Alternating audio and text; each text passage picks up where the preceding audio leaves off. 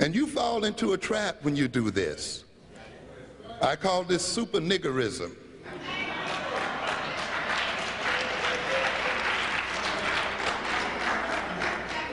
When all of those who may have achieved some position of leadership or influence must be perceived as totally and superly clean, and must not be perceived as having one chink of a flaw in their personality.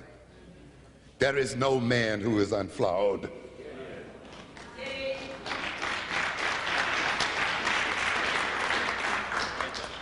He who is without sin cast the first stone. And yet when you demand of your leaders that they be totally saints and total saints, then all your enemy has to do is put one little smudge of dirt on them. And everything of value that they have to offer now is thrown out. And no lessons are learned. Yes. And the Honorable Elijah Muhammad is due a good analysis of his leadership and what he had to offer black people, regardless of what you may think.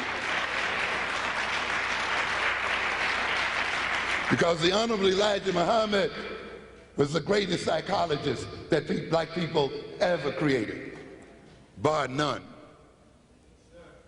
But you see, that sounds odd if you haven't taken time to get around your anger to look at what was going on there.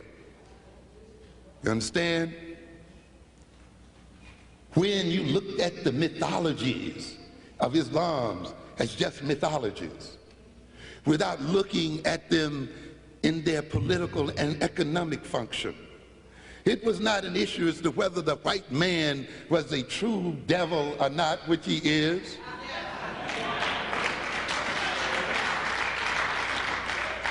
But what would be the result of our behavior if we perceived him as one? You see? If we related to him, what? As one. Not as an object to be merged with, to be assimilated with, to be integrated with, but as one to be pushed away, and one so that we could engage in our own self-development instead of trying to create ourselves to fit his image of who we should be.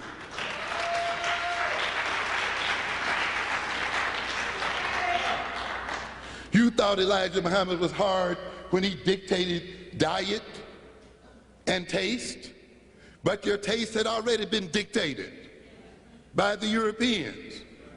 And it had been dictated in such a way that you became gluttons for European things. And being glutton for European things, you gave them all of your money. You gave them more than you even earned. That's why you're in debt today.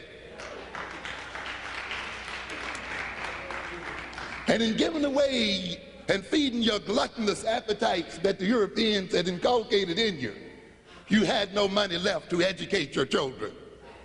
No money left to invest in your businesses. No money left to support your families and the other social institutions. And now you wonder why your children are stabbing you in the streets and robbing you. And Elijah Muhammad then says, we will change their taste. Let them eat bean pie. Let them get a taste for this kind of clothing. Let them get an interest in this. Let them lose their taste for alcohol. Let them lose their taste for cigarettes. Let them lose their taste for junk food. Let them eat once a day. Why? Because they spend from $2,000 to $5,000 a year per person buying junk and garbage. And therefore, with that savings, they can build their own institutions, universities of Islam across this country.